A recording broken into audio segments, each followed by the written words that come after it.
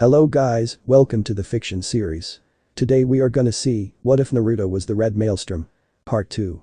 If you want more awesome fan fiction like this, don't forget to hit that subscribe button. So without wasting any time, let's get into the video. We skip around 5 years since the day of the attack. Today is the 7th of October, and when one was to go on the streets of Konoha, you would see people running around preparing something. The village seems to be a happy place. Due to some clans paying more than the council required, the repairs were finished earlier than initially planned. The village is overall just very happy, and its economy is mostly recovered. The biggest loss still being the Yondaime Hokage. It was a fine Monday morning. As a 4 years old, you don't exactly have a lot to do, so when Naruto woke up in his apartment and found out about the preparations going on in the village, he was like every other kid, very excited. Swiftly he ate some ramen and pocketed an apple. After finishing his breakfast, he sprinted out of the house to inspect the village. Naruto is as average as you can be with an age of 4 years. He is 4 feet tall, his hair goes down to his shoulders, with the tips ends being crimson red and the rest being gold blonde. With small endurance and strength training in the forest, he has gained some pretty good muscles for a child of that age. Ooh. That tower looks so good. Normally it looks so boring, but now it looks colorful and nice. After inspecting some buildings and stands from a distance, he begins to notice the looks he was once again given.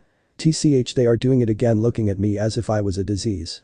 The boy continues to walk around, ignoring the glares he is getting. He is searching for Ichiraku ramen. He wanted to see if there is any special ramen for this festival. A lot of food stands are already making special candies for the festival. Mostly shaped like the Yondaime Hokage or like a fox with blood at its mouth and crossed out eyes. After around an hour of walking around, he notices how some people are smirking at him. He doesn't know why, but it doesn't look like the smirks Ichiraku would give him. He simply shrugs it off though. He finally reaches his destination, Ichiraku ramen stand, and walks in. "Old man. Amni. Are you here?" he asked. He could see the broth cooking, but he couldn't see anyone watching it. Finally, someone walked out from the back. "Ah, Naruto-kun. How are you today?" It was Am, the daughter of Tuchi and a very close person to Naruto. A big smile plastered over his face. "I'm good, Amni. Do you know where the old man is?" Am pouted. "You haven't even hugged your Ni-chan yet and you already ask where the old man is. You favor him, don't you?" Naruto answered by running into the 9-year-old girl. "Here you go. Now you have your hug." "And that isn't true. I never even said that." He pouted. "I just wanted to know if he will make a special ramen for this festival going on in the village." Am chuckled at the boy's face. It always is nice to tease the little boy, it always results in such cute reactions. "Well, you could have just asked me, right? You know I always help out my dad." "Oh right, sorry, I forgot." He looked down at the ground. She chuckled once again. "It is okay." She got a little idea. "Hey, I'm not really allowed to do this without supervision, but wanna help me make some ramen? I'll give you very big bowls for free if you do." She asked him with a very big smile and her arms in the air to emphasize the words very big. The eyes of Naruto sparkled. A little bit of work in exchange for ramen. That is a good deal. "Alright. Let's do it." Am chuckled. "He is so cute." Sure, let's go into the back. I'll show you what you need to do." With that, the two go into the back of the shop to prepare the ingredients. It was a great day for Naruto. Am and he made a lot of ramen today. Sadly, halfway through Tuchi came back. And to say that he was irritated was an understatement. He and Am weren't allowed to just cook that much ramen for no reason, and now Tuchi had to buy more supplies. He was currently walking back home. Hands on his stomach. He ate 20 bowls of ramen and was completely and utterly stuffed. While walking he saw them again. The weird group of villagers with those smirks on their faces. It creeped him out. After all, he recognized some of the villagers and he knows very well that they don't like him that much. He tries to ignore it to the best of his abilities on his way home. He opened the door to his apartment and quickly went towards his bed. He sat down on it. He felt happy, very lonely, and sad all at the same time. With a lone tear slipping, he laid down on his bed and went to sleep. 10th of October. Naruto woke up very early. The sun hasn't even come out yet. Over the last 3 days, he became more and more suspicious and felt uneasy. At first, it was only a few villagers smirking at him, but for the last 3 days, they became more and more. He couldn't understand it. Why would they smirk at him like that when they hate him? But he also felt a bit of happiness. He knew that today the old man would visit. Also, when he asked about his parents, Hiruzen always told him that he will tell him about his mother on his 5th birthday. And that is today. He always wanted to know about his parents, and today he would finally know about his mother. After putting on his clothes, he ate breakfast and left the apartment. The morning and afternoon were quite good. Despite the smirks and glares, he got almost the entire time while walking around. It was quite nice. The ramen at Ichiraku revealed their special today. Instead of the typical yellow ramen, it was 9 very long and thick ramen noodles colored orange to resemble the QP. The Narutomaki fish cake had the form of the 4th Hokage. It was also colored similarly. The broth had a sweet taste with a spicy aftertaste to remind the people of the night that it first started nice and quiet and then suddenly took a bloody and terrifying turn. After eating ramen he began exploring the village. Every single preparation was now completed and the village looked awesome. While Naruto believes that there is no need to plaster the dead form of the 9 tails on every building, he still enjoyed the overall look. After exploring almost everything he made his way to his last destination. The gathering area in front of the Hokage Tower. After arriving he observes all the stands that are there. He knows of past experience that the villagers will abuse the law, which allows one to beat someone that enters your property without your consent or knowledge. And technically the stands counts under that rule. After walking around for a few hours and even stealing some food here and there he looks at the clock on a nearby building. It says the time is 7:44 p.m. Realizing that it is nearly 8 p.m. he begins making his way back to the apartment. Hiruzen said he will come to visit him at 8 and it was getting boring anyway, so he might as well be there a bit earlier. On his way back his primal instinct as a human kicks in. He is being watched by multiple people. Normally he just shrugs it off, but he knows something is different than always. Their stares always radiate hate and fear, but this is pure beepiness, hate, and bloodthirstiness. Turning around he sees an entire mob of civilians. Kunai, pitchforks, and knives in hand. He recognizes a lot of the people there in the mob.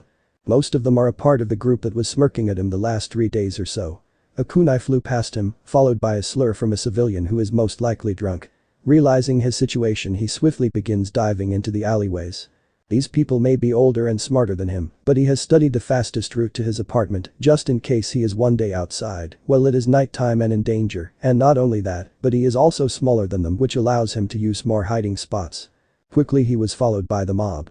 Knowing the members of the mob were most likely drunk or have drunk at least some, he begins parkouring through the alleyways, around the hobos, the stands on the street between each alleyway, and just randomly changing course. Running into another he finds 2 trash cans made from metal. Swiftly he took the 2 lids and placed one before his torso, while another was placed on his back. He knew that the moment some of the more sober civilians begin throwing kunai he would be done for, without protection. When coming near the end of this alleyway he finds around a dozen civilians in front of him. Instead of stopping he simply jumps over all of them when he came near them. They saw him do pranks before, did they not realize that he can jump at least 2 stories HIGH1? Landing on the other side of the mob, he felt a sharp pain in his leg. It was a kitchen knife most likely from the civilian in front of the mob. Knowing that he would possibly pass out from blood loss if he was to pull that knife out, he began dashing into the nearest alleyway. This alleyway is full of trash. Among those are old trash cans, trash bags, and old furniture. Surely he could hide there. Entering a side alleyway, he was relieved to see that all the trash cans from the days before were still there. Now he just needs to find a paper trash can and hide inside it before the civilians realized which alleyway he ran into. The demon ran into that one. He heard from a distance. Shit. Naruto knew he had no time now. He opened the nearest trash can and jumped into it. To his luck, it was filled with trash bags and rotten food. While it may not be healthy, it would be better to just remain in there and eat every few hours or so. He also had trash bags that he could wrap around his stab wound. Hey Inyazuka. Use your nose. He overheard someone shout. What? No way. I might as well put my nose in literal dog shit. Everything here is filled with rotten food, blood, even used condoms. I won't be able to differentiate him from all that stuff because he has their scent by now. If you want to find the kid then search for him. I'm only here because I need to stand guard on this shitty night. Naruto sighed. At least not everyone was out for his blood now, all I have to do is hide below all this trash. I mean, why would they just ravage through random rotten food? And with that, the hide and seek began. Naruto buried himself below all the trash he can grab. The mob searched but found nothing. When they got to Naruto's trash can, they simply skipped it, no one wanted to go through all that trash. After seeing no signs of Naruto they left the alleyway. A civilian pointed out that he may have left already and gone to another alleyway. After counting to 600 in his head, he began digging himself up from the trash. Taking a short peek from the trash can he noticed all mob members have left by now. Knowing now is his only chance he began making his way out of the trash can. Those stupid mob members have probably skipped that one side alleyway back there. Looking towards a faraway corner of the alleyway, one could see a slim alleyway. This alleyway is connected to other alleyways only accessible through that one, and after taking a few turns here and there leads directly to his house. It is mostly used by dogs, rats, and cats, but why not a 5-year-old? And with that, he began slithering through the alleyway system. After another 10 minutes, he finally sees the end of the last alleyway. Sticking his head out of the alleyway, he begins looking left and right. Alright, left is clear. Right is clear.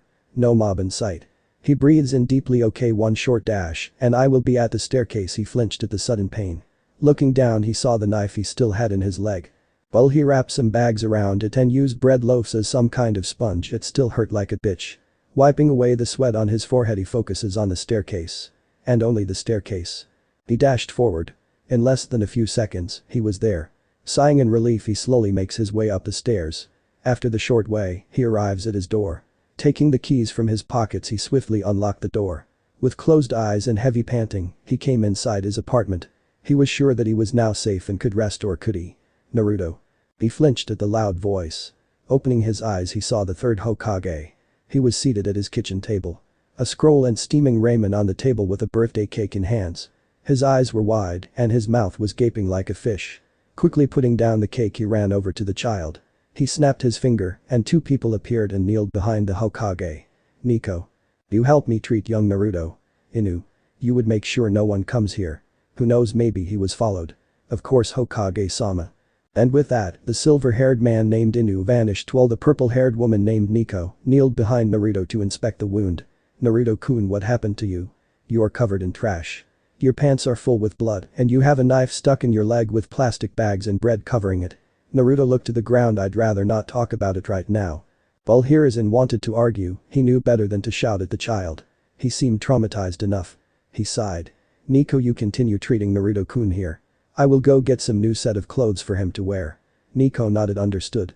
And with that, the Hokage vanished as well. Naruto felt weird. He just got hunted down and now has an unknown person cleaning him. The old man had rage, sadness, concern, and whatnot written on his face. With all this considered, he didn't know how to feel. Whether to be sad as well, confused, angered, exhausted, he simply didn't know. He felt the purple-haired woman stand up. She grabbed him around the shoulders as to not worsen the injury and carried him to the bathroom. Gently setting Naruto down in the bathtub, she made sure to not accidentally move the knife. After putting the injured leg down on the bathtub side, she turned on the bathtub. Pulling off his shirt and pants, she began washing him. Say, Uzumaki Naruto, she began with Naruto looking at her. Do you have any medical supplies or would I have to get some? She asked. Well, I guess I have some bandages but not more. It's either too expensive or I couldn't have cared enough to search for some. He answered truthfully. She nodded. Very well, then it seems we will need to wait for Lord Hokage to arrive back here so I can go get some supplies. Both of them turned their head to the door when they heard footsteps. Nico stood up and opened the door. Right in the doorway stood the Hokage with several sets of clothes. Setting them down next to the door, he coughed into his fist before turning to Nico. Report. From what I have gathered, beside the obvious stab wound, he is fine. It needs to be treated as soon as possible, otherwise it will leave scars. The knife has fingerprints on them, so we will be able to find the owner of the knife. Due to the lack of medical supplies, I decided to wait for your return to go and take some supplies from HQ. Hiruzen nodded. Very well. I expect you to be as fast as possible. We don't want an infection or scars on young Naruto. She nodded and disappeared in thin air. Hiruzen looked at Naruto, who couldn't meet his eyes, and simply looked down into the bathtub. He sighed. Like I said before I left, I need to know what happened. Is that okay? The boy flinched but nodded nonetheless. Good, I'll be waiting in the kitchen for you. If you need anything, just tell me. Alright. Naruto nodded. Good. And with that, he left the room. Shortly after that, Nico returned with her supplies and went to remove the knife. Quickly disinfecting the injury and knife, she began using medical ninjutsu with one hand while pulling the knife out with her other hand. Naruto flinched at the pain. Don't worry, Naruto, it will all be over soon. And with a strong pull, the knife was removed. Using her medical ninjutsu now in both hands, she began closing up the wound. While her medical ninjutsu may not be that good, the QB chakra in addition clearly helped the process. After some short time, which felt like hours to Naruto, she stopped. Opening his eye, he saw his leg completely healed. Still a bit numb and bloody, but the wound was gone. Standing up, Nico walked towards the door. Make sure to clean yourself up some more. You are still a bit bloody. I will tell Hokage-sama that everything is alright and that you will join him shortly. Naruto nodded in understanding. After finishing his bath, Naruto put on some clothes and went towards the kitchen. Arriving at the kitchen he found Hiruzen puffing on his pipe with a now cold ramen bowl and still intact birthday cake beside him. The scroll from earlier was now in his hands. Sitting down across from Hiruzen he said nothing and just nervously looked around. Hiruzen seeing this sighed. "Look Naruto, I'm not angry with you. Just a bit frustrated and worried." Naruto looked him in the eyes. Hiruzen stood up and took the ramen bowl. "I'll heat this up. It would be quite nice if you could tell me what happened with you." And with that Naruto began. From the small group of civilians smirking up to today's events. While Naruto said all that, Hiruzen tried his best to keep a neutral face, but even someone as untrained as Naruto could see the man's rage in his eyes. When Naruto finished he took a deep breath to keep himself calm. "We will have to talk about this again in some while, I need to know who exactly did it." Naruto nodded in understanding. "Good. Now let's eat some cake and then I'll tell you about her." Naruto's eyes widened in response. With all this stuff he completely forgot that today is the day that he will get information on his mother.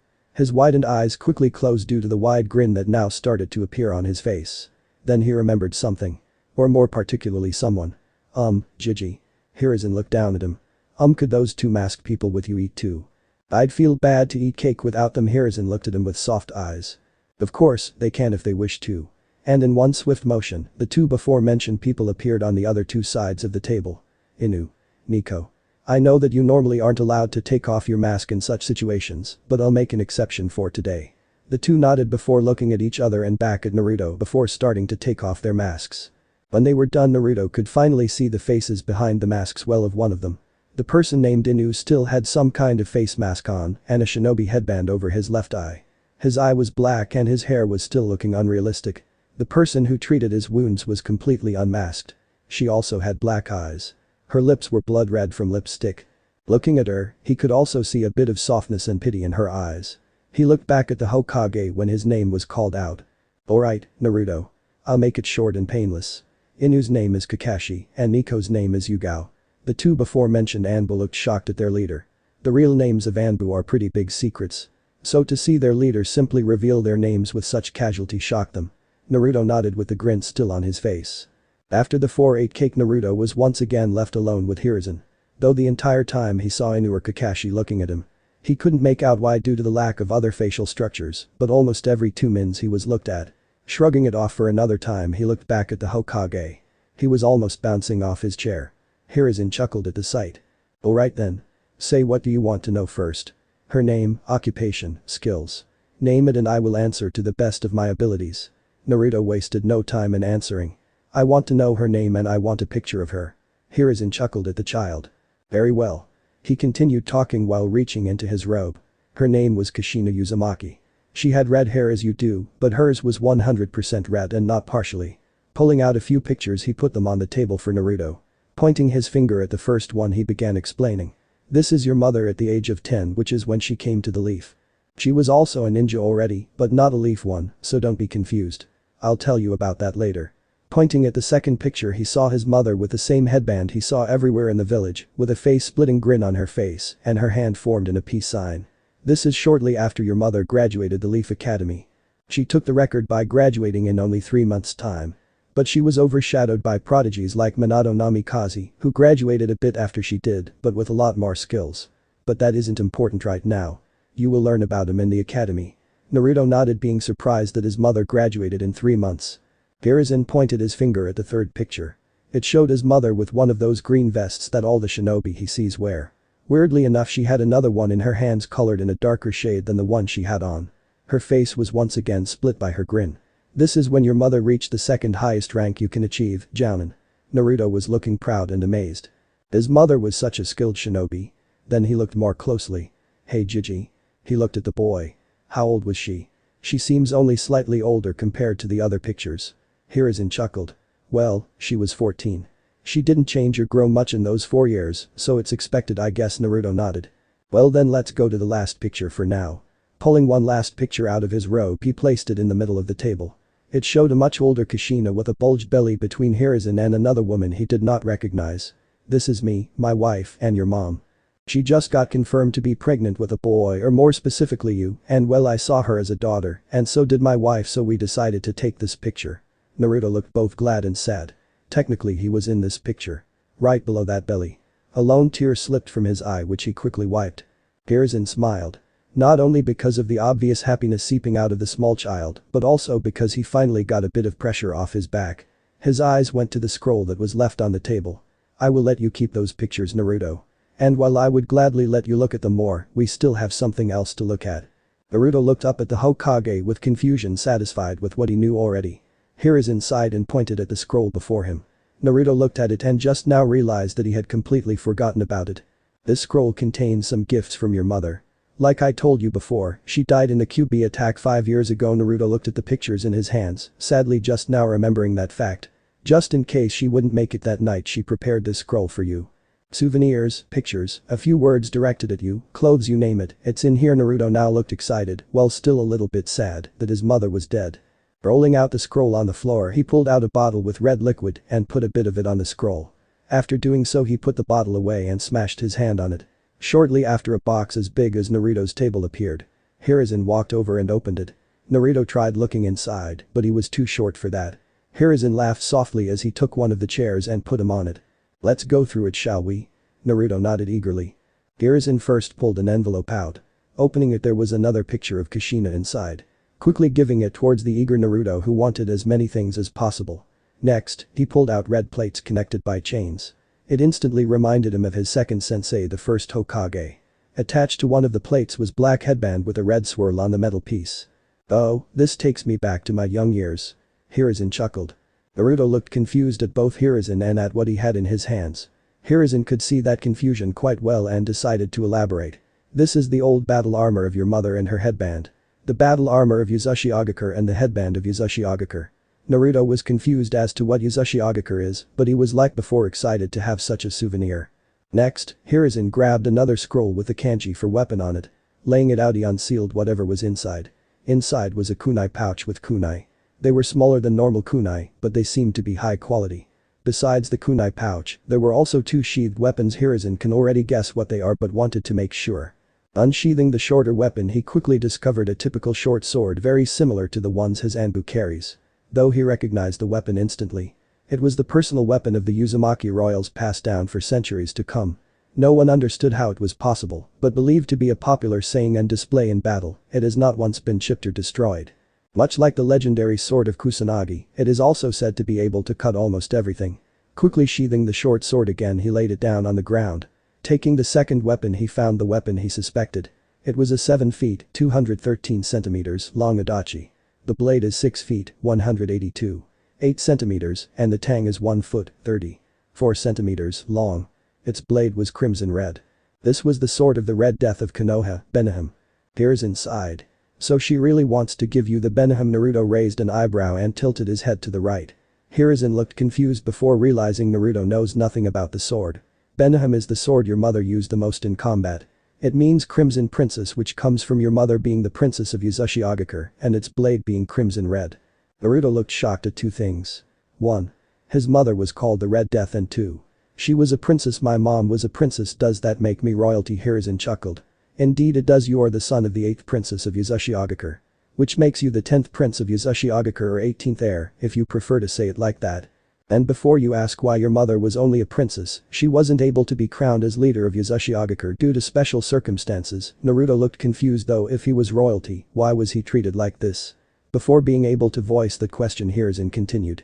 Well, I know that Kushina intended for you to use the sword, it just doesn't make sense to give a 5-year-old such a big and heavy blade.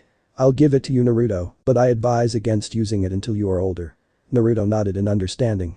The thing was twice as long as he was tall. Next, Hiruzen found another scroll, but it was a lot thicker than the other ones. Opening it, Hiruzen found not a seal, but something similar to the books in the library. Just instead of it being about several themes, it is only about the Uzumaki. I see, Hiruzen muttered. So you want him to succeed you? Gigi. What is written in there? Naruto asked rather loudly. Hiruzen chuckled. Well, Naruto, this is the history and information about your clan, the Uzumaki. Naruto's eyes widened. He was not only a royal, but he also had a clan. I will give you this scroll so you can read through it. It is not my duty to educate you about something like that. I think you should explore this yourself. Naruto nodded and Hiruzen put the scroll to the other scrolls on the table. After that, he came next to Naruto and they went back to going through the box. And with that, the two continued going through the contents of the box. Some of them were exciting Naruto, others were expected, and again other were confusing. But it was nonetheless the best day he has had in his entire life. The two now were down to only one item left in the box. It was a red scroll with swirl patterns all over it. But instead of speaking of it or opening it, Hiruzen simply packed it away. Ah. Gigi, why did you put that away? Naruto asked with confusion evident. Oh, sorry. Did I forget to mention that your mother requested that you shall get some of these items when you're older and not now? Hiruzen asked with fake curiousness. Ha, yes, you did. Naruto shouted at the old man. Hiruzen chuckled at the small outburst. Looking at the clock, he saw that it was already 1 a.m. in the night. Beside, this will be a long night for him. We have only one thing left to do, Hiruzen said. Naruto tilted his head and raised an eyebrow in confusion. What do you mean? Hiruzen motioned for Naruto to follow him. They sat back down at the table, and Hiruzen pulled out a few papers with the stamp of the academy on it. Congratulations, Naruto, in approximately 6 months you will officially join the academy. Normally you would have to pass the entrance exams, but consider this a birthday gift from me. He grinned at the boy who looked shocked at the gift. Naru, but before he can finish his question, Naruto lunged forward into the old man and hugged him. Thank you for being here, Gigi, and for this gift, he said. Pulling away from the hug after a few minutes, Hiruzen pardoned himself and prepared to leave. Well, then Naruto, this evening was really nice and relaxing, but I would have to leave now. The work still calls, and the festival is also going on. Keep care and have a good night, my boy. Snapping his finger, the two Anbu stood beside him, though Naruto could feel their gazes. Inu, Nico, you are free from duty for now, enjoy yourself, I will call for you tomorrow. The two nodded before disappearing out of the room. Hiruzen coughed into his hand. Well then. Like I said before, have a good night, Naruto, my boy. And with that, the old man disappeared. Naruto didn't know what to do, honestly. He wanted to find out about his clan, he wanted to swing that weapon he got, he wanted to look at his mother's pictures, and he wanted to try so many things, but he wasn't sure with what he should start. In the end, he decided to simply go to bed while securing everything he got today, excluding the weapons and pictures of Kushina in the box and below his bed. He would sort through that another day. Not this late. It's the next day. Naruto decided to take the short sword and go to the woods. He needed some cabinets and holders for the stuff he got yesterday, and he'd rather build it himself than buy it for a ridiculous price. Using it to cut down a tree, he got to work. Naruto was now in his apartment again. Scattered across it were pieces of wood. Smooth ones, X-formed ones, poles, and planks. Whatever you wanted, you would find at least one piece of it there. He plopped down on his bed exhausted.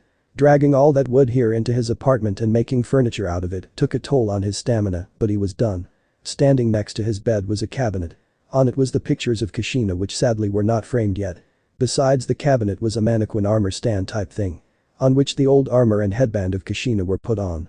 Above both of those was the Beniham attached to the wall.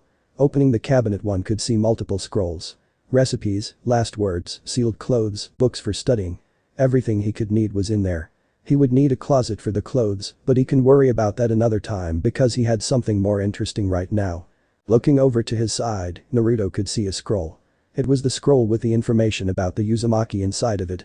He stood up and got a glass of water to refresh himself. After doing so, he took the scroll into his gentle and small hands and took a deep breath. After making sure he was calm, he opened it and began to read. Short summary about the sealing masters of the land of whirlpools, the Uzumaki. A more complete and complex version is most likely available in your local library. Well, that sucks, they don't even let me in that stupid place. Contents. History. Conflicts. Alliances and relations. Leaders. Techniques. Deciding to begin with the history, he began reading. The Uzumaki. A clan that is known for its healing, knowledge, unique fighting, richness, and wisdom. A clan that could rival the Senju and the Uchiha, but how did it all begin? Well, with it we have to go back in time. Back to the end of the Sage of Six Paths reign. A boy with vibrant red hair and potential was born. His name? Omikane. According to the logs within the clan, Omikane was smart, handsome, rich, nice, powerful, and wise. Everything a person can desire. He and he alone is the reason the Uzumaki exist. Also, according to the same log, he has allowed his followers to have children with him, regardless of marriage or any kind of deep relationship. If desired, he would sponsor his semen if the wish of a child was there. And so he did. It went from 1 Uzumaki to 301 year and 502 years. While all the other clans killed each other and robbed civilian villages, the Uzumaki bred and trained and bred until they were the most populated and powerful clan. According to rumors that started from the past Senju leader, the Uzumaki had a statue. This statue seemed to be made out of gold and strange crystal, which over time would reveal themselves to be emeralds and rubies. Its shape resembled the clan animal of the Uzumaki, the dragon. Weirdly enough, shortly after the Hidden Leaf Village was formed, it was never seen or mentioned again. People speculate that it was either stolen, sold, or hidden. According to the royal bloodline of Uchiha, dragons are animals that were honored by their family, which is why they had made a statue of it. Not everyone believed it, but nothing else was said about that. Naruto finished. Seems like my clan is quite strong. Wonder how I've never heard of them. Decided to find out more, he continued. Before the founding of the 5 great villages, the Uzumaki were in constant conflict with the Uchiha and smaller clans, trying to push them away from Whirlpool Country. According to old sayings and legends, there was a battle between past leaders Omikane Uzumaki and Hachiman Senju, which nearly caused an outbreak of war between the two. Luckily for both sides, they didn't go so far and remained peaceful and allied. Naruto stopped reading Senju. Like those two Hokage. Shrugging it off, he continued reading. In the First Shinobi World War, it was a little bit different. Unlike the Warring States period, they didn't wage any war against the nations. While Uchiha was allied to Konohagakure and sent seals as well as supplies, they didn't aid each other in any major battles against other nations. According to rumors, the Uzumaki were only spared from the war because the other 4 villages suspected a tailed beast was in their possession and because of that didn't want to risk anything. After Hashirama Senju, leader of the Senju and Shodai Hokage, convinced the other Kage that war was not necessary, they all came to an agreement. But not before Tsunagakure decided to demand atrocious things, one of which was that Konoha would not accept any support from Uchiha in case of war, whether outside or inside its own nation. Naruto finished the conflicts part. Strange, I once heard a villager say something about the Third Shinobi World War, but this only mentions the First World War, why are the others not mentioned in this? Naruto mused in his thoughts before quickly realizing something. Oh right, Jiji said this was from Uchiha, which means my mother must have brought it with her when she was still a child, it's probably outdated in some things. Anyways. Naruto stopped thinking about it and went back to the scroll. The Uzumaki, said to be descendants of the Sage of Six Paths, also shared distant blood relation with the Senju clan. Through the years, the Uzumaki and Senju kept close ties, with members at times marrying between clans, as with Hashirama Senju and Mito Uzumaki, a princess of the clan.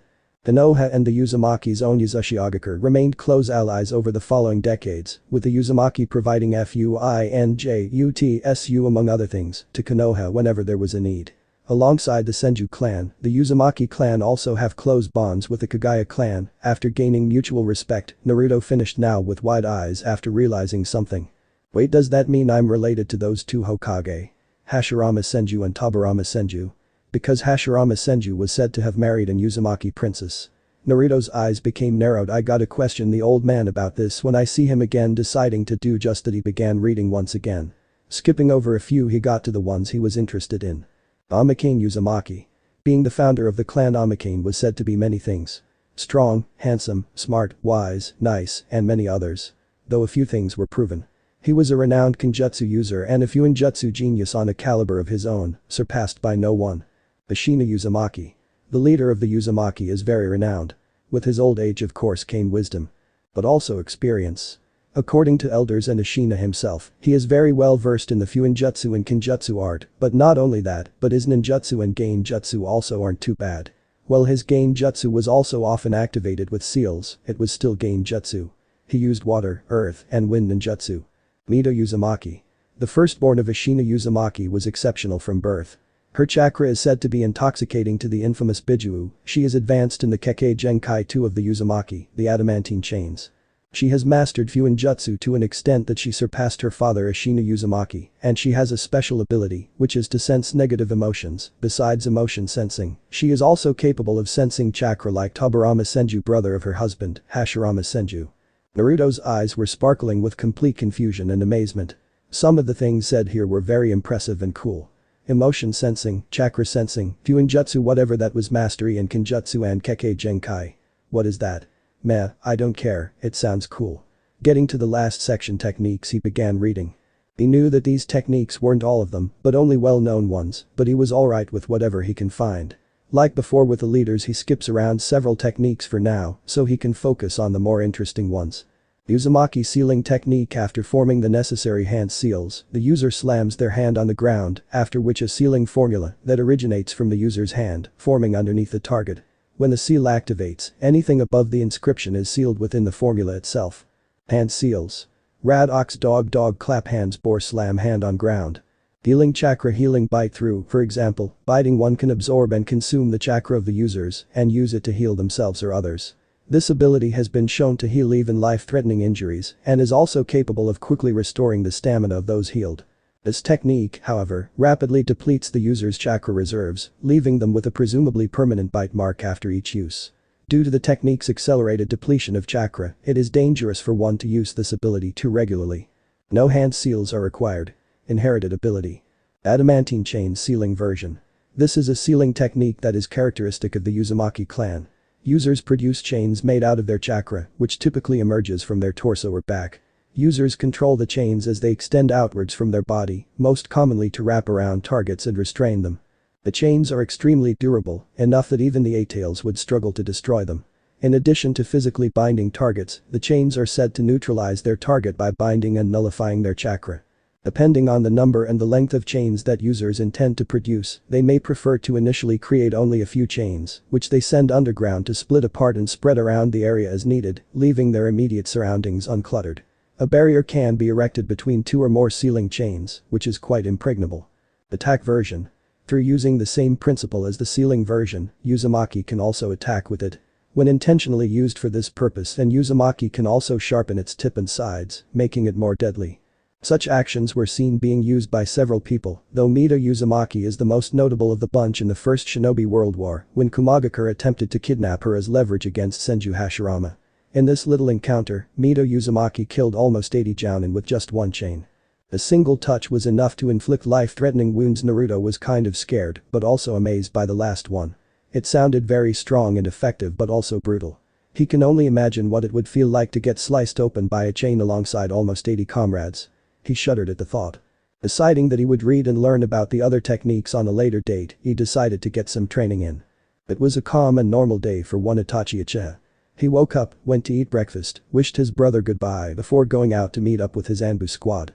He had just recently joined the Anbu and was now under command of the Sharingan no Kakashi or cold-blooded Kakashi, how many of their enemies called him.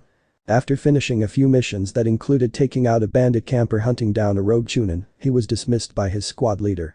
Deciding to go train with his best friend and teacher Shisui Uchiha. After sparring with each other and catching up on anything new, it was time for Itachi to go back home. After all, it was 6 p.m. already, and he promised to be home at 7, which is when his mother cooked dinner. After packing up all his stuff, he said goodbye to Shisui and went on his way. Shortly after leaving, he came across the sounds of wood splitting and huffing. Deciding to check it out, he went towards the sounds. 2 training grounds across from where he came from, he found the sound. It was a 5-year-old boy with shoulder-long hair similar to his own, though it was crimson red and blonde instead of black or raven like his. The boy had a small sword which he found very similar to his Tanto from Anbu. The boy was seemingly training with it. According to his observation, the boy slashed 50 times in the air while remaining in a standard stance. After he finished the 50 slashes, he would slash against low enough branches and trunks of trees as fast as possible. He remembered doing the same thing but with bamboo mats a few years back. He also easily recognized a boy. It was Naruto Uzumaki, the son of Kushina Uzumaki, from what he has observed, and the Jinchuriki of the QPE that attacked his village.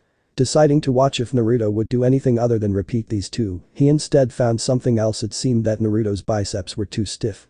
His legs were too far apart and he didn't regulate his breathing, which could complicate things. Sighing, he decided that he would help out the little child and then join his family back home. He shunted right behind Naruto. "Yo," he said. Naruto, obviously not expecting this, jumped in fright and gave a quick ah. Turning around, he saw Itachi looking at him amused. Annoyed by the guy already, he decided to ask. "What? Can't you see that I'm busy?" Naruto asked with one brow raised. Itachi chuckled. Naruto acted quite similarly to his friend Shisui when it came to this. Yes, I saw you trained with your Tanto. Though while observing you, I noticed a few things wrong and decided to help you out." Naruto looked shocked. "No shinobi ever helped me, well besides that lady and Hokage Jiji. Wait, what if he is trying to manipulate me?" His eyes narrowed again and he looked suspicious. It was obvious enough for Itachi to realize the situation. He sighed and shook his head. "I assure you, Naruto, I do not want to manipulate you or any of the sorts. I do not have any problems with you. I just wanted to give you a few pointers and then leave. Oh, also my name is Itachi Uchiha." Naruto raised an eyebrow. "Uchiha? Like those from that scroll?" Deciding to trust him, he nodded his head. "Alright, I'll trust you for now," Itachi said. Person smiled. "Now tell me, what exactly did you find wrong with my exercise?" Itachi quickly answered. Well, for one, the muscles in your biceps are way too stiff. It could, even if only temporarily, damage them if you keep this up with no change. Naruto nodded in understanding. For another, your legs are spread apart too widely. You should put them more together for a better footing. It also relaxes the muscles you stretch when putting your legs apart so widely. Naruto sweat dropped. He had failed to do something so simple. And lastly, your breathing. You need to regulate it more. It lowers your heartbeat, reduces stress infliction, and helps stabilize your blood pressure. All those things can be helpful for when you become a shinobi and are on the battlefield. A lower and slower heartbeat will keep you calmer and it will be harder to detect you. Low stress levels can make you think more rationally and it will help you in keeping your hair color. Naruto looked terrified at losing his beautiful hair. Itachi chuckled. I'm joking, that will only happen when you will become much older. It may also help you with other things, but I don't need to name them all. After all, you will have to learn those benefits in the academy. Naruto nodded, seeing the point. Good, well, then I'll leave you to your training then. I'm expected somewhere. See you around the village, Naruto. And with that, he disappeared. Oh yeah. He waved at the now empty spot before continuing his training, now using Itachi's tips too. It has been a few weeks since Naruto's first encounter with Itachi. Since then he kept training the way that Itachi showed him. Over the last few weeks, he also put a bit more physically challenging exercises into his training. Some of those include one-handed push-ups or balancing on his tanto while carrying one big rock in each palm. Today Naruto decided to look through the scrolls once again. He remembered that all of the leaders were Kenjutsu masters to some extent, and the old man Hokage told him that his tanto once belonged to every era leader of his clan. The only logical conclusion he had after that was that his clan must have some style with the sword, right? And he was right. After going through the technique section of the scroll, he found several taijutsu styles. One was the Red Vortex, another was Red Dance, which seemed lame, another was Flaming Dance of Death, and yet another was Flaming Vortex, which apparently was a version inspired by the Red Vortex. After reading through it more and ignoring most of them, he found an interesting one. The one which caught his eye was the Raging Maelstrom. Not only was Maelstrom his name, but it also seemed to be more close combat and agility based than most. Apparently, it was also the style Uzumaki Ashina used. Who is his ancestor? Deciding to try it out, he goes back to the training ground. Arriving at the training ground, he opens up a section of that style and begins reading. First and foremost, one needs to know the basics and requirements. This style is based to be a very offensive and agile style. It works on circular footwork, meaning you need great harmony with your own body and balanced and agile movements. If you are trying to use this style while practicing with a sword, then you must only make sure that you shift your body weight accordingly to not disrupt your balance. Naruto read. That seems easy enough, he said, and continued with the requirements. Well, it isn't normal for other styles. According to experts, you need to be of Uzumaki blood to be able to perform this style. Over hundreds of years, the Uzumaki managed to change their bodily structure. They are a lot more agile and sturdy than other humans from birth. If you train long enough, you may be able to do this, but it will take at least 10 years. Alongside this, it may help to use the adamantine chains, as Ashina Uzumaki has shown in his performance with this style. The chains help a lot with the balance and agile movements. The chains don't have any limitations as to how they move, so they work like a perfect addition for when you use this style, Naruto says. Adamantine chains. Do they mean those chains that Mito used? Deciding to finally go over to the style itself, he continues. Katas. Naruto reads through the standard katas and stances and goes to practice them. After Naruto was done training, he decides to go out for ramen. Walking through the village, he once again receives glares. And they are doing it again. Great. Sometimes I ask myself what they wish to achieve by glaring at me. Arriving at the ramen stand, he goes in and sits down like normal. Old man. Ichiraku turned away from the broth and looks at the small child he came to adore. Oh, how he wished those two were still alive to see him grow up. Pushing that away, he smiled and began. Ah, Naruto. Been a few weeks since you came here. Almost thought you abandoned us. He said, cackling all the while. Alright. What can I bring you today, kiddo? He asked Naruto. I want one shoyu and one miso ramen, please. He smiled at the old man. He looked up to him almost as much, if not as much, as the Hokage. Humming right up. A few minutes later, he came back with 2 steaming bowls in hand. Setting them down before Naruto, he said, here you go. To which Naruto replied thanks. And began slurping. Midway through his bowl, he realized something. Old man, say, where is Amni? Normally she helps you out, correct? The old man frowned. Well, yes, Naruto, you are correct, but Am caught a cold. She wished to continue working, but I forbid that, so she currently is at home, he explained to the child. He sighed. I see. When will she be okay again? Naruto asked. Well, she has been improving the last few days, so I would say give her a few more days and she's good, he answered the small child. Just as he finished saying this, someone else entered the small stand. Naruto looked over at the man. He had gray hair that ignored gravity, approx. 75% of his face was covered. He was clad in the standard Anbu uniform. Tucci smiled at the man. Well, hello there, Kakashi-san. Long time no see, he spoke to the man. Naruto raised an eyebrow. He had seen the old man interact with other people. He seemed a bit more friendly than he was to the typical random customer. Maybe he is a regular, he thought. Strangely enough, the man only spared him a tired glance before pulling out a book and answering Tucci. Indeed, it has been long, Tucci-san. And before you ask, one Mizo Raymond, please. At the voice, it clicked. This name, this hair, and now the voice. His eye widened and the Raymond practically fell out of his mouth. This was the man that was with the old man on his birthday. Kakashi seemed to notice the stare and looked over. Tilting his head, he asked, is something the matter? Naruto snapped out of his shock. He shook his head and answered. No, everything is quite alright. You were that man with the old man, correct? He asked. Kakashi nodded. That's right, Naruto. I'm the one who was with Hokage-sama. Is there something you need help with? I smiled at the small child. Naruto nodded. Actually yes, you can. I've been craving for some help, and seeing as to how you are guarding the old man, you must be strong, right? Kakashi hummed. After a short moment, he nodded and spoke. Well, you are correct in that thinking. Though I would see myself more as company rather than a guard. Hokage-sama is far stronger than I am. Now, what is that you need help with? At that moment, Tucci came over and put the ramen in front of Kakashi. Here you go, Kakashi-san. One Mizo ramen. Nodding in acknowledgement, he spoke up. Yes, thank you, Tucci-san. Nodding, the man went back to the broth. Naruto took this moment to answer the beforehand asked question. I wish to ask whether or not you had a training routine in head for me. As you probably have seen, when you were there that day, I have been gifted with 2 swords. To wield the shorter one efficiently, I need far quicker movement and stamina. And for the bigger one, I need additional strength. Kakashi nodded in affirmation. Humming, he thought. Well, I could give him my old training routine. It worked quite well for me. He took out a bit of ink and an empty scroll. He quickly started to write his old training routine. After finishing, he looked over at Naruto and handed the scroll over. He looked at his ramen, took his chopsticks, and began speaking. You should do this one 4 times a week and rest the other 3. Unless you are confident enough to do it more often. When you are older, I recommend doing it daily, and when even older, not only increase it but also do it multiple times a day. Every day. Naruto looked shocked. 500 push-ups. 1000 kicks. 1000 punches. 15 kilometers run and 100 pull-ups. This is crazy in comparison to what I did. He grinned. This is perfect. Kakashi put down his chopsticks and began. Any additional training you may need with your sword is optional. You still have a lot of time. Standing up, he reached into his pouch and took out 100 ryo. Delicious as always, Tucci-san. Well, I'm off now. See you around. And just like that, he vanished. Naruto was still focused on the scroll he got. Currently in the Hokage office. Hiruzen was having a hard day. This paperwork will be the death of him, he can see it. That, along with the 2 advisors and Danzo pushing for more restrictions on the Uchiha, is making him tired and annoyed. The door to his office opened, and speak of the devil, Danzo has just entered. Without knocking, one may say. Sighing, he put away his brush and asked. What is it that brings you to me, Danzo? Danzo sat down across from him and answered. I have heard the Jinchuriki has received a sword. He has been seen with it across the streets.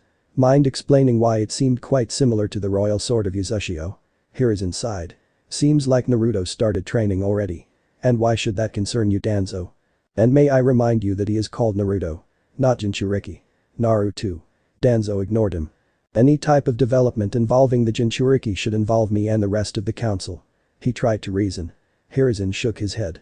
Seems like you won't learn, Danzo. It seems you forget that I have full custody of Naruto. So everything concerning him interests me and only me. Not you or the council.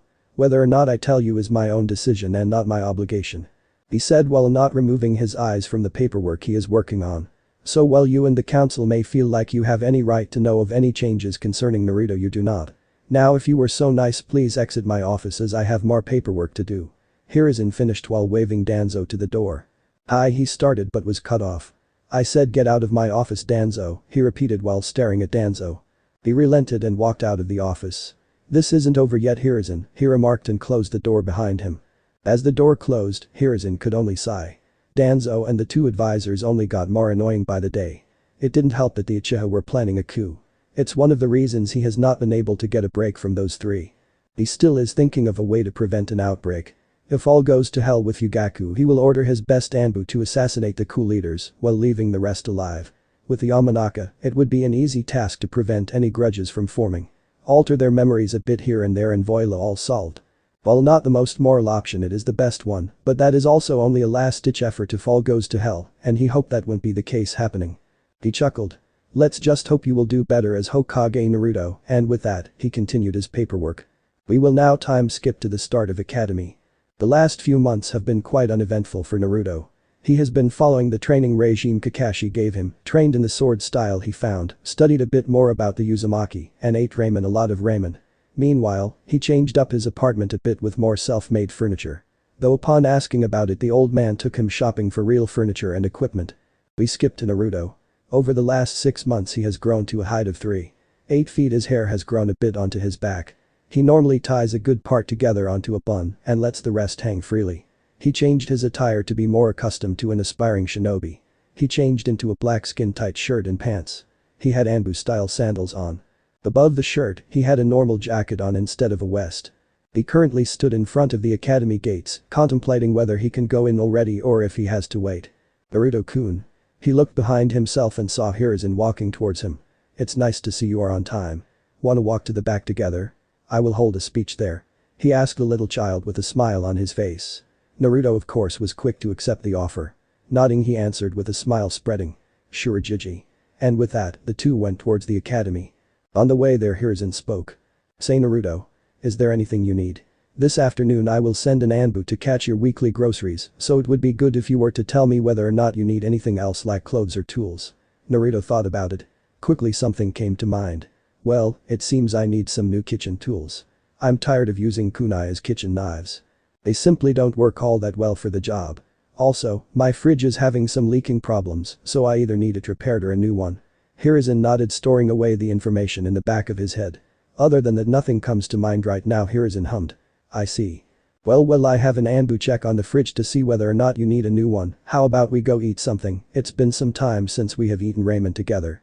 He said, looking at the ceiling as if in thought. Though he already knew the answer to his question. Looking down at the child, he saw him with a small smile. I'd like the Jiji. I haven't had many opportunities to eat some ramen because of my training diet. He had limited himself to a strict food schedule. Even if he didn't want to admit it, too much ramen just wouldn't do if he wanted to grow. It's a deal then, Hiruzen said with a smile. The two continued down the hallway until they came by the teacher's lounge. Alright, then Naruto. This is my stop for now. Please continue down to the backyard. The teachers and I will come out in a few minutes. Hiruzen said to Naruto. The boy simply nodded and Hiruzen went into the lounge. Arriving at the doorway to the backyard, Naruto saw it was packed full. He saw about 100 kids his age, which he assumed would either be cut down by the end of this or put into different classes. Besides the kids, he saw at least 200 parents or siblings. He sighed and decided to ignore it before he got emotional about his misfortune and parental situation. He looked around more and spotted a tree in the far corner with no one near it for some reason. Seemed like a perfect spot for him. He walked over, all the while feeling the stairs drilling into them. But this was nothing new for him, so he simply ignored them. Over the last 6 months, it seemed to get easier and easier for Naruto to ignore them, probably because he started to care less about what they thought of him and rather concentrated on making the few people he knew liked him proud. He leaned on the tree and looked at the sky. After a few minutes, he noticed the doors to the backyard swing open. He stood up straight from the tree. The Hokage walked out and looked around. He coughed into his hand and said, all the children that are going to attend the academy, please come to the center of the yard. Form 10 lines with 10 each. The parents and siblings, please move to the fence and make space for the children. He ordered. And Naruto began moving to the center. He stood at the very front of the left line. Ignoring anyone behind him and the parents around, he simply focuses on the old man. After a few more minutes, all the kids finally found their spot. Hiruzen quickly counted to make sure everyone is present. After seeing no one is missing, he nodded and coughed into his fist. Very well, first and foremost I wish to greet everyone here, kids and parents alike. I'd like to congratulate anyone who has passed the entrance exam of the academy. This is your first step to becoming shinobi, he said while looking around. He saw the young clan heirs acting way more serious about this than the rest except for Naruto, he thought. Now I wish to remind you that the life of a shinobi is not an easy one. It will be littered with danger, chaos, and violence. You must be ready to sacrifice yourself to serve this village. If you feel like you cannot do even that, then I suggest you drop out, he continued.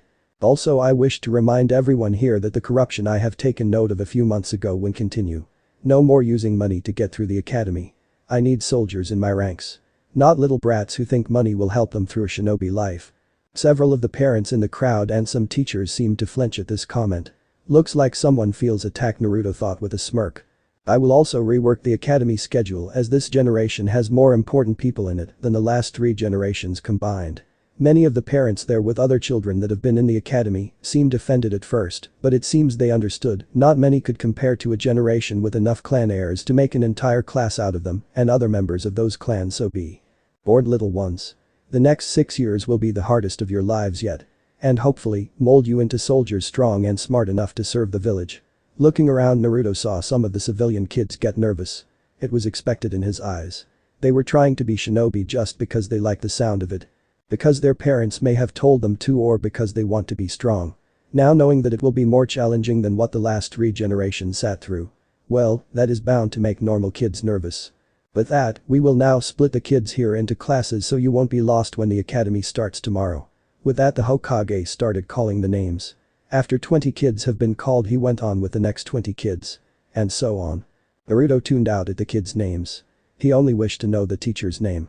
It is much easier to navigate through a school if you knew at least the name of the person you are searching for.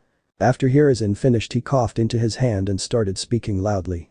Now that is done, let me get to the last point before I send you on your way. The shinobi life is no kindergarten, so everyone here that is thinking that he or she will gain a lot of fame, money, etc. may as well leave those thoughts at home. Shinobi have strict codes that include killing or being killed. So with that being said, I hope you are ready that you will have to kill or be killed one day. And hereby welcome to the academy, and you are all dismissed. And with that last word, he and the teachers disappeared. Many of the civilian kids seemed quite scared by those thoughts. Death is a scary concept even to Naruto, but he knew what he was getting himself into, so not turning back now. Seeing no reason to stay here, he started walking away towards the doorway, but before he can, a hand tapped him on the shoulder. Turning around, he half expected some adult dude with fists raised to meet him, but instead, he was met by Itachi, some other woman, and a little kid. The woman started speaking. "Hello, Naruto, Itachi told me of your encounter with him," she said with a smile. "I just wanted to introduce myself to you. My name is Makoto Uchiha, I'm Itachi's mother, and this little one here," she gestured to the child beside her. "Is Sasuke Uchiha," Itachi's brother. Naruto nodded. "It is nice to meet you, Miss Uchiha." She nodded. "Likewise, Naruto, I just want to let you know that if you need someone to talk to or want to do something, our house will always be open to you. After all, I have been quite a friend of red hot habaneros." With a smile and a wink, she finished. Itachi looked at his mother with a raised eyebrow, though he didn't seem confused at all. On the contrary, Sasuke looked quite confused. But Naruto got the reference. It was, after all, the second nickname his mother had. He smiled and looked down before he spoke. "Is that so? Well, I didn't have a chance to eat any red hot habaneros in quite some time. I will need to do some catching on that category," he finished with a smile. Makoto agreed. "Very well then, Miss Uchiha. I need to go.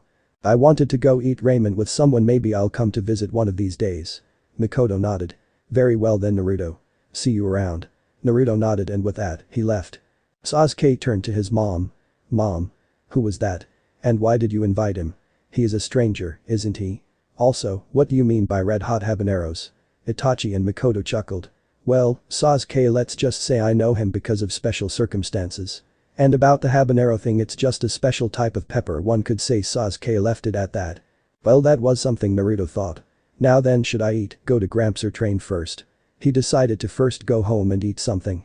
After all, one cannot train on an empty stomach, and he also cannot give the Hokage the list of stuff that needed to be fixed without going home and checking. Gramps said that we would go eat ramen this evening. It is only midday. So I still have some time to get training in. With this realization, a shit-eating grin spread across his face, and he started sprinting toward his home. Might as well work off some of the daily running if he can, right? Arriving at his apartment block, he went up the stairs to his apartment. He unlocked it and grabbed his training that was laying on the table in his bedroom. He turned around and ran out of there. The training was rather simple. Naruto did the routine he was given by Kakashi. He already completed the running when he ran from the academy to his apartment and from the apartment to the training grounds. He did the other exercises, though he has some difficulty as always with the push-ups and pull-ups. It seems he does not yet have enough muscle to do it effortlessly. After completing his training, he went back home. Opening the door to his apartment, the first thing he did was check his kitchen. He opened the fridge and saw his depleted grocery stash. The fridge and the cabinet still had some basic stuff inside them, but the major stuff such as meat and vegetables have already been eaten and nothing is left. Looking at the floor he saw no new stain that indicates that the fridge leaked again. Which is a nice change from the usual leaking. Sighing he put his training gear back on the bedroom table. He then got out of his sweaty clothes and threw them onto the bed. It's been a hot and exhausting day, so he needs to shower again. When he got out of the bathroom he heard a noise in his kitchen. He peeked his head into the kitchen and saw an Anbu with a toolbox seemingly repairing his fridge. "Excuse me?" Naruto asked. The Anbu looked towards him before looking at the fridge again and answering. "What is it, child?" Naruto seemed annoyed to be referred to as that. He was already grown up. "Just so I know beforehand. How long will it take to repair my fridge? Is it just a small job or will it require a lot of time?" he asked. "Well, I cannot tell you how long exactly it will take, little one. But I'm guessing 2 hours at most," the Anbu answered honestly. "I see." And with that Naruto left the Anbu alone to do his work and went into his bedroom. He decided that he should probably pick out a more casual clothing style. It's not like he was going on a mission or a date. And not to mention his training attire is dirty at the moment anyway, so that's not an option in the end. He chose simple black pants and an orange hoodie. Even if it wasn't ideal for a shinobi to wear such colors, it doesn't mean that he will not have some orange clothing as casual clothes inside his closet. Naruto then took a pen and a paper and started to write down all the stuff he needed. And as one might have guessed, the one thing that is encircled in red is instant ramen. After Naruto was sure that he got everything written down from pork and beef down to tomatoes and apples, he folded the paper neatly and put it in his pocket. But that done he stood up and took his keys out of his training pants and went out the door toward the Hokage tower. Naruto was seen walking through the main street of Konoha. Despite being able to simply jump across the houses, he decided that he'd walk normally today. It seems like a nice afternoon. It wasn't loud, the sky was clear, and it wasn't cold. Sure, there were the stairs, but who cares? After about 10 minutes of walking, Naruto arrived at the entrance of the Hokage tower. He simply walked through the entrance. The Chunin guards learned the hard way that Naruto was allowed inside the tower whenever he desired, which was by a pay cut from the Hokage. After walking up a few staircases he came upon the highest floor. Besides the Hokage's office, it was empty with only a door at the end of the hallway for the messenger hawks and one seemingly at the wall leading to nowhere. But Naruto knew there was a staircase on the outside that leads to the very top of the building. He came across the Hokage office and simply nodded to the secretary before going inside. Just like the Chunin guards outside, the secretary learned that Naruto was allowed inside at all times, but she was left off the hook due to her still having been new at the time. Going inside, Naruto saw the old man sitting behind his table with only small stacks of paper left. Considering it was only afternoon, that seemed rather impressive. Either that or it was a boring day with nothing to report. The Hokage looked up from the report he was writing, and as he saw Naruto he simply smiled. Despite having been almost done with his paperwork, it was still annoying that he had to do it regardless of the fact. Paperwork is simply the bane of his existence. If someone asked him which was more stressful between paperwork and Danzo, he wouldn't know which one. So when he looked up and saw Naruto, it was an understatement to say he was happy. "Ah, Naruto, it's you. I'm guessing you're here so we can go eat the ramen I promised you. Also, could you please close the door?" Hiruzen asked. "Of course. Would have done that regardless," Naruto said as he closed the door behind him. He walked up to the table and put his little list of groceries on the table. "Because not only my normal groceries are empty, I decided to make a full list for the Anbu," Naruto said with a smile. Hiruzen nodded. "Write your groceries. I will send an Anbu when we go to the ramen stand." But that he went back to writing the report. "In the meantime, sit on the couch over there, Naruto," he said while pointing with his second hand. Naruto nodded. "I will be done in a few minutes and then we can go," Hiruzen said before going mute again. Naruto enjoyed the comfortable silence, only disturbed by writing brush in the Hokage's hand and the occasional stamp. And just like the Hokage said, after 4 minutes he laid down his brush and laid the paper on a stack beside his table. Naruto learned that that stack was for the completed paperwork. Why the Hokage put it beside the table and not on it, Naruto can only guess, but he concluded it wasn't a big deal anyways. "Alright, Naruto. Let's go." With that, the two left the office with destination Ichiraku Ramen in mind. It didn't take long for the Hokage and Naruto to reach there. Naruto kind of presented the pace that they would walk as he was excited at the thought of ramen, while Hiruzen simply followed with a big smile on his face. Naruto didn't wait long and simply burst through the shop covers. "Old man Tucci." He greeted the old man with a grin on his face. The said man turned around and smiled too before responding. "Naruto. Good to see you. What can I get you?" And right then the Hokage came through the covers too and answered for both of them. "Well, I will take simple pork ramen, and Naruto, what about you?" Hiruzen said looking down at the child. A big bowl of miso ramen. Naruto replied. Well, you heard him Tucci-san. 1 pork ramen and 1 big miso ramen. The Hokage said. Humming right up Hokage-sama. Tucci replied with a nod and a smile. And with that Tucci went to prepare the ramen for the two. In the meantime Hiruzen started to ask So Naruto, how are you coming along with your training? With curiosity visible on his wrinkled face. Naruto was excited to tell someone about the fruits of his training. Well, for one, I have much more stamina and strength now. Before I could only run a bit, but now running several miles is no problem. He said while laughing. Also, because of my training, I can also lift a lot more weights than before. Due to that exact training, I also gained some speed regarding my sword techniques. He answered looking at the ceiling with a smile as if he misses the training already. Hiruzen nodded. It is good that you are already progressing with your newfound point of interest. Just don't overwork yourself. You will be in the academy for 6 years. You will have more than enough time to improve. He replied with a proud yet also stern voice. As if he was reprimanding but also complimenting the child's efforts. Naruto rolled his eyes at that. Sure, I will make sure not to overwork myself. Hiruzen knew that Naruto did not mean it, but he knew that he won't do anything life-risking either. He then nodded and said, I hope you do that, wouldn't want you in the hospital. Hiruzen finished with a small laugh.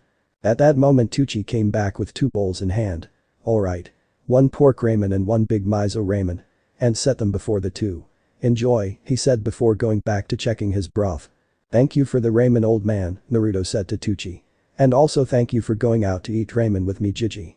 He continued with a smile on his face as he turned to Hiruzen. Every time, Naruto. Don't be afraid to ask if you want to go eat. And with that, the two ate in comfortable silence. After all, nothing needed to be said to be able to enjoy such moments, and both of them knew it. It is now the next day. Naruto is standing in front of the academy again. He already completed his morning routine and is having his first official day of academy and will be meeting his classmates a bit more close up, it seems. He has his typical training gear on, but he decided against bringing his sword as he believed the Kinjutsu will not be tested or trained in the first year. It would be unnecessary weight that he is carrying around. Alright. No more time to waste. He thought as he made his way towards the door of the academy. As he stepped in, he immediately saw a teacher. Probably to show students their classroom, Naruto decided to walk up to the man. Excuse me? He began. The teacher looked down at him with a neutral expression. What is it? The man asked. Could you tell me which class belongs to Iruka Yamino? The man sighed, seemingly pitying this Iruka before answering the little child. Sure. It is room 105, just go straight down that hallway. It will be the third door on the left. Naruto nodded and replied thank you. And with that walked down the hallway. It didn't take long to reach room 105. Looking at a clock on the wall, Naruto realized that he still had about 30 minutes until orientation started. So he will be honest. He doesn't expect that many students to be here yet. Breathing in and out once he opened the door and walked in. And just as Naruto expected, not many people were there, only 4 students besides Miha. The 4 other students were 1 girl and 3 boys. One of the boys had pineapple hair and lay on the table. Right beside him was another kid who was munching on some chips. He had spiky hair, seriously. People told him that he had spiky hair, but that dude was on a whole new level of spiky hair. The last boy was sitting rather secluded. He was tinted glasses and a big coat that goes up to his nose. He seemed to have bugs on his finger, but he wasn't going to pry. The last person and only girl there was a rather timid-looking girl with lavender eyes and black hair. Naruto simply shrugged them off though. He'd rather secure a good place next to the windows. He can talk and make friends later, well, if it even works out, that is. And with that, more and more people came into class. The most notable ones were clearly from clans. He did not know them yet though well, except for Sasuke. And even then he only knew him by name and looks alone and nothing else. He counted and it seemed everyone was already there. The class should start in 10 minutes, so he still has some time to simply relax and look out the window. Though that was cut short when 5 minutes before class start someone opened the door and walked through. Naruto could instantly see that this was their teacher, and just as he was trying to think about some things regarding this topic, the man spoke as he reached the podium. Hello class. My name is Iruka Yamino. I'm aware class will only start in 5 minutes, but I'd prefer if you could already search for a chair to not waste time as soon as class starts. That would be great. The children kept talking, but they were aware of what has been said, and one by one, they made their way to their chosen seats. Alright. First and foremost, I would like to, on my behalf, welcome you to the Ninja Academy of Konohagakure. Today's day will consist of 3 parts. The first part is the orientation, the second part is a knowledge test, as we need to know on what level you already are to make early adjustments in the teaching, etc., and the last part will be purely physical. Some running, some fighting, and your first kunai experience. As Iruka looked around the class he found that the majority of the children were excited. Well, except for the monotone boy with his hoodie up his nose who is called Shino Aburami, the boy with the pineapple hair whose name is Shikamaru Nara, and the blonde boy in the very top last lane of seats who is not paying attention and simply looking out the window since he introduced himself, but no matter. Okay, so let's start orientation. So first, as Iruka spends the next 1.5 hours explaining all the school's rules and the curriculum, as well as their timetable for this school year. Afterward, Iruka disappeared for a short time as we had a small break. I took this break to explore the school while on the way to the toilet. I saw many teachers moving around and even more kids just running through the hallways. It seemed as if everyone was stressed out of their minds. Naruto shrugged his shoulders as he thought it is not his problem. They chose this job so they should be prepared. Just as Naruto came back from his little exploration and toilet break, the bell rang. He made his way to his seat and sat down. Perfect timing apparently, because right when he sat down Iruka came through the door. Most of the kids were still talking, causing Iruka to get annoyed. "Hey. Did you not hear the bell? Go to your seats or there will be consequences," he shouted. This caused all the conversation to promptly die down and everyone went to their seats. Good, now that has been dealt with, I now have the test that I have spoken of earlier today in my hand. I will now hand it out, and when everyone has it you may turn it around and start answering whatever you know, just so you know. Even if it is basic knowledge, you aren't expected to know it all right from the first day, he explained as he went around giving out the tests. When he came to Naruto he seemed bothered by something, but he gave him the test regardless. Something that Naruto did not miss. "Alright. Everyone has their test. You may now begin," Iruka announced. As Naruto turned it around he quickly skimmed through the questions. They were the most basic of knowledge. 1. Who leads the village hidden in the leaves? 2. What do ninja use to create techniques? 3. What is the most basic weapon of a ninja? 4. What is the rank of a fresh ninja? 5. What are the other 2 ranks of ninja? 6. How many leaders have there been in Konoha? And so on. It was a total of 20 questions which all were similar to these. It seems they wanted to know only the most basic of stuff. After about an hour Iruka stood up from his seat at the podium and cleared his throat, getting the attention of everyone. "Alright. The time is up. If you may check whether or not you already wrote your name would be great. Just lay your tests on the podium and then we can go outside." Naruto stood up as one of the first. He answered everything, though there were some questions that he wasn't all too sure of. Like what was the name of the Nidaime Hokage. Naruto decided upon Tobirama Senju because of what had been written in the scroll and because of what his Jiji has already told him. He wasn't sure though if that was the Shodaime or the Nidaime, he only clearly remembered them being brothers. After a few more minutes everyone gave their tests to Iruka on the podium. "Alright, and number 20 seems like I got them all. You can already go straight to the backyard. I will be right with you guys in a minute," he said to the class. And just like that he disappeared with tests in hand. Naruto took this teacher-free opportunity to talk to the pineapple boy from earlier today. "Hey, my name is Naruto Uzumaki. It's nice to meet you," he began. The boy only sighed and muttered "troublesome blonde" before speaking up clearly. "My name is Shikamaru Nara, likewise, I guess." Naruto smiled and reached out his hand. Shikamaru took it and shook it. They all continued walking to the backyard. It took a few minutes until Iruka came back. And when he did he had a clipboard in hand. "Alright. This physical test will be made of 4 parts. A stamina test, which is just simply running for as long as you can. A parkour will be the second part. In that part, you have to be as fast as possible.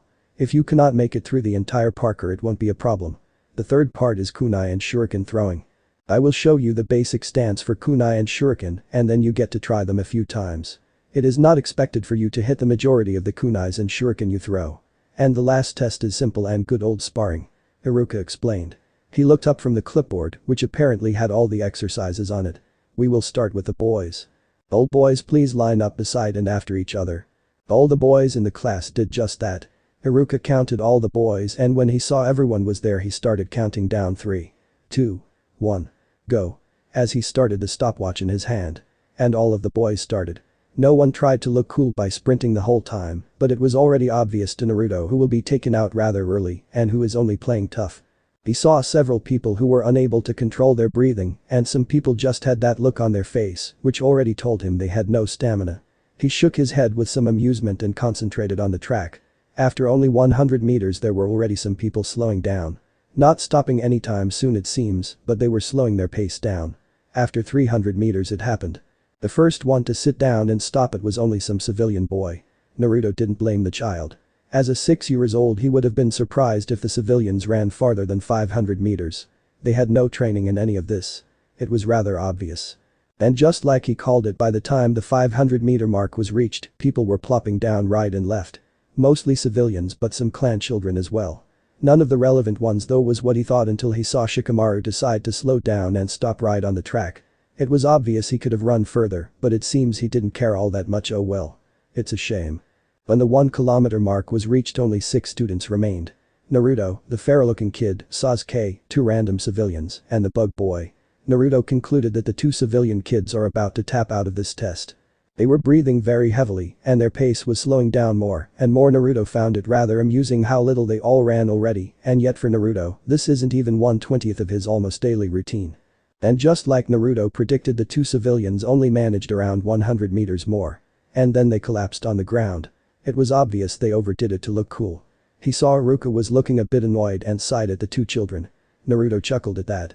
The test continued rather unspectacular, with the occasional fangirling by some girls for Sasuke. Naruto found it rather annoying. The girls didn't even know him at all.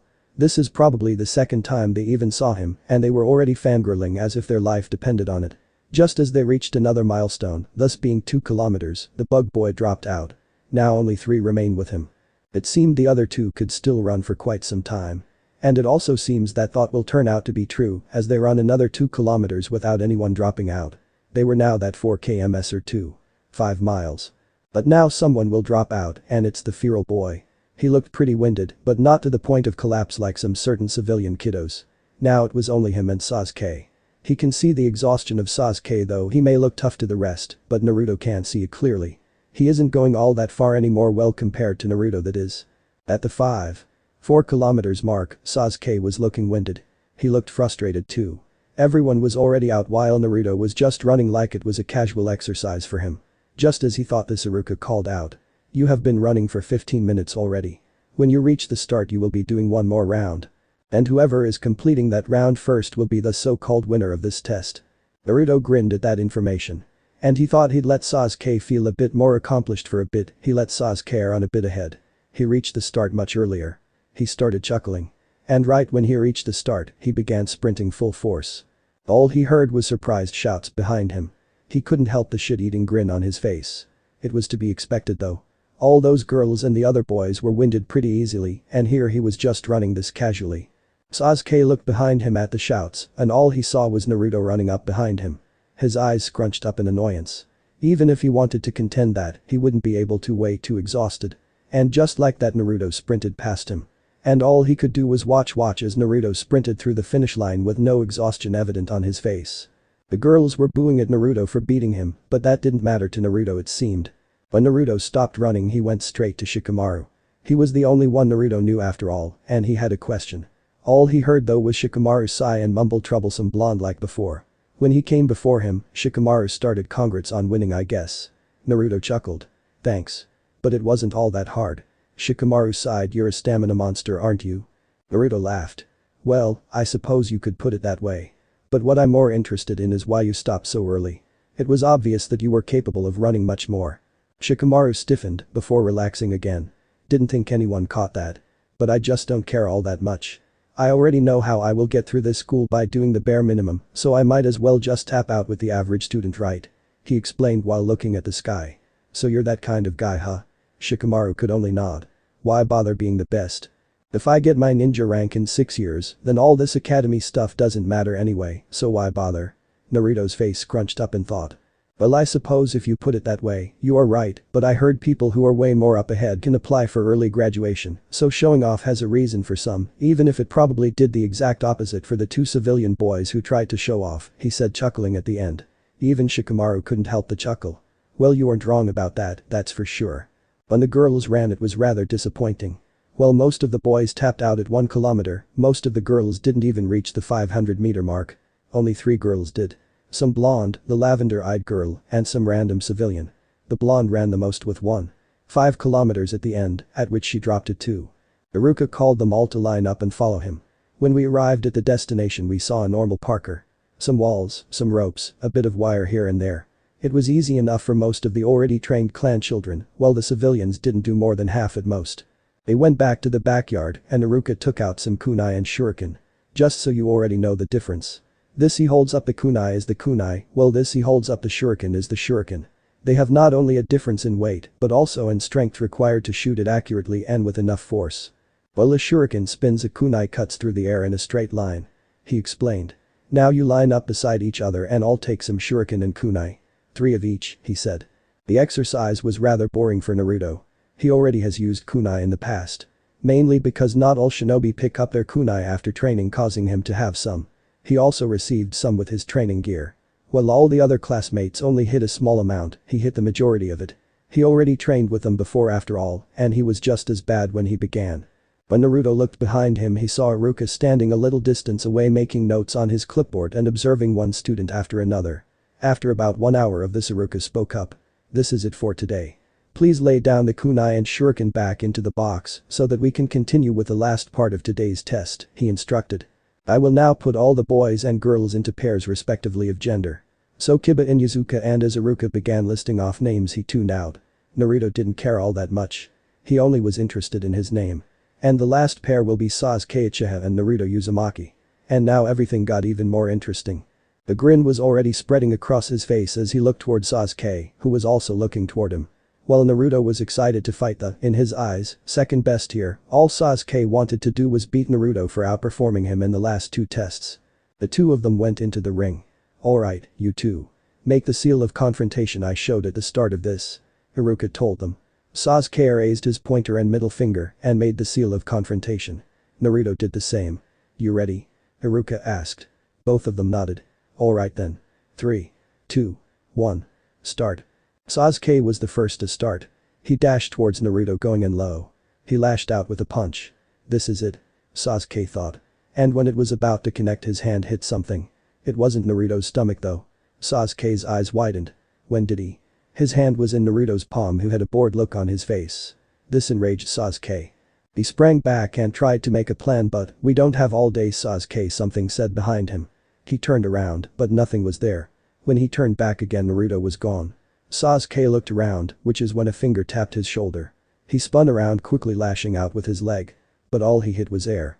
When he turned his head around again, all he saw was a fist coming closer and closer before he was hit viciously. Sasuke was thrown back but not out of the ring. The punch was nasty. It left a big red imprint on his face. If Sasuke was enraged before, then he was straight up murderous now. He normally doesn't feel like this, but somehow this guy's actions enraged him to an unexplainable degree. Before he could dash back into the fight, a fist connected to his stomach. His eyes widened. How? He asked no one in particular. You know, Sasuke, I kind of expected more. As he looked up, all he saw was a disappointed Naruto looking down at him. This did it. No one looks down on an Uchiha. He spun around and tried to sweep Naruto's leg, but all he did was jump over it. Sasuke realized something. With this move, he made himself totally vulnerable. And he will learn the consequences of that. Naruto came crashing down with his foot extended and it crashed right into Sasuke's stomach. That was it. He couldn't fight the incoming feeling of emptiness and unconsciousness coming over him. And just like that, he blacked out. Oops, Naruto said. Well, this wasn't planned, didn't think he would faint from that. Iruka came rushing over. On a closer inspection, he saw that Sasuke wasn't seriously hurt. He only fainted. Sasuke may keep some temporary bruises from this, but nothing big or permanent. Doing this conclusion, he sighed and raised his hand, winner Naruto Uzumaki. And with that, the last fight ended. The day was a boring day for the statue of the Great Red. Over the past few years, he managed to explore quite some area. He explored the entire island he was on in the first 3 months, well, except for some cave that he was blocked from entering with his magic. With nothing else to do and to find on this island, he decided to go outwards. All he found was ocean though. With the radius and volume of the circle-like area, he was spreading himself out, getting bigger and bigger, and his progress was also getting slower and slower, and he can feel it. The island he was on was far away from any land. This will take ages. He raged inside his mind. No matter though, I will get away, and if it is the last thing I will do. So this part ends here. Alright, that's it for today's video, guys. Let me know in the comments section how was the story, and also don't forget to like, share and subscribe. I will meet you in another video. Bye bye.